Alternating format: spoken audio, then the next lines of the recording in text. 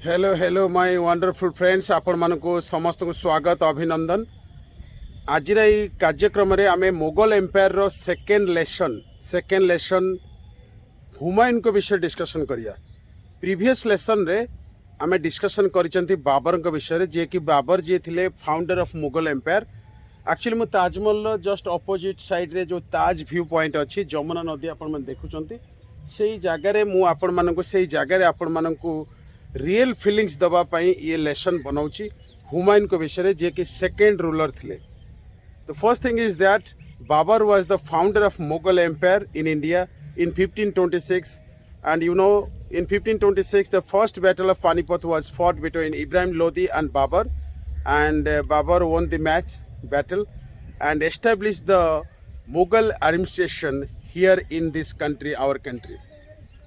And after Babur, his eldest son Humayun came into throne.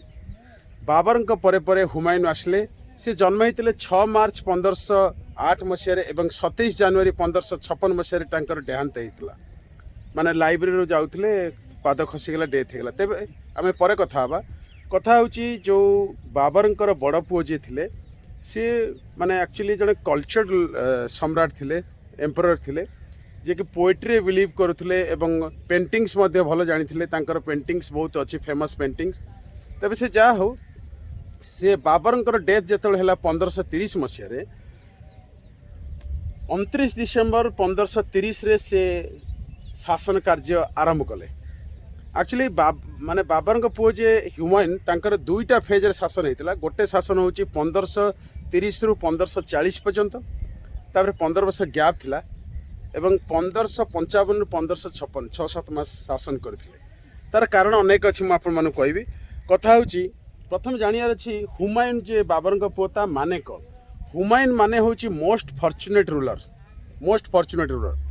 But actually the most unfortunate ruler of Mughal empire was your Humayun. Humayun जे थिले प्रकृत में सेमिति शब्द को व्याख्या कले मोस्ट फॉर्चुनेट कह जाए, किंतु वास्तव में से फॉर्चुनेट नथिले। Most unfortunate ruler of Mughal empire was your Humayun, the eldest son of Babur. कथा हूँ कौन ना, से जदिओ बहुत जेनरस हार्ट थे, भल लोक थे, काइंड हार्ट लोक थे, किंतु तांकर किसी मिस्टेक पाई से भल रूलर हो पारे। प्रथम जो शासन को आसिले से कौन कले, जो कालिंजर अच्छी कालिंजर दुर्ग को से अख्तियार करते। तापर से मोहम्मद लोदी जौनपुर डिफिट करते। बहादुर शाह जी गुजरात थे परास्त करते। ये सब बहुत भल भल कार्य करते, पराक्रमी थे इनिशियल स्टेज रे।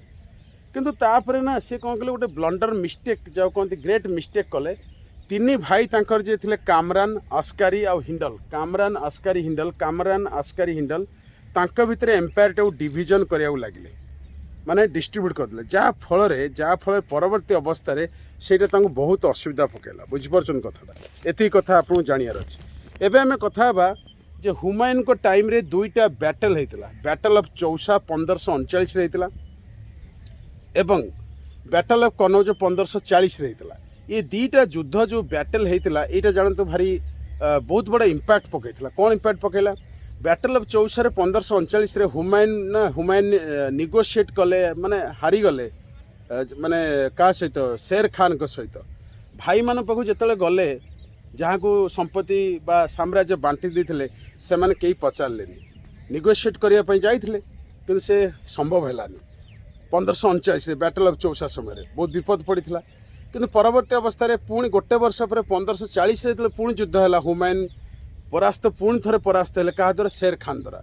यही समय कौन है डरिकी हुमायून 15 वर्ष बाहर को पलैले। बाहर को गले माने थर डेजर्ट देकरी, जो मरुभूमि अच्छे देकरी से विदेश पलैले, अफगान आड़ को पलैले। 15 वर्ष पर ता भर मैरेज भी हो जाए। 15 वर्ष पर आसिले से 1555 1556 6-7 मास शासन करते।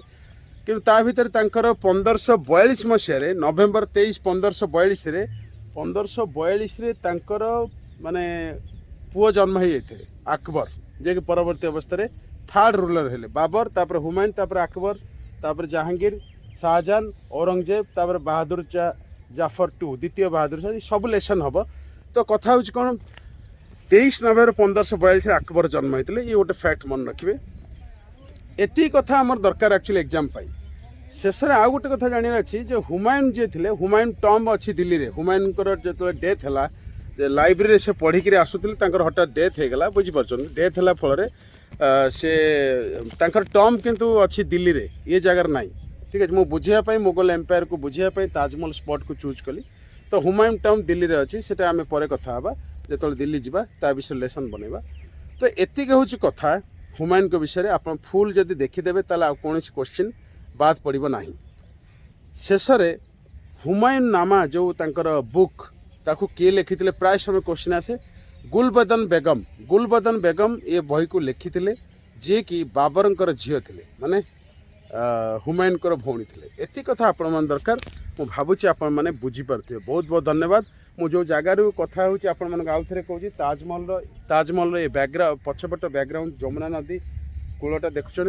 एवं यही जो जगहटा मु परवर्ती अवस्था करी यहाँ हूँ ब्लैक ताजमहल बनैयार था ब्लैक ताजमहल यही जगह हबार था ब्लैक ताजमहल किंतु है ना यहाँ स्वप्न रहीगला शाहजहां।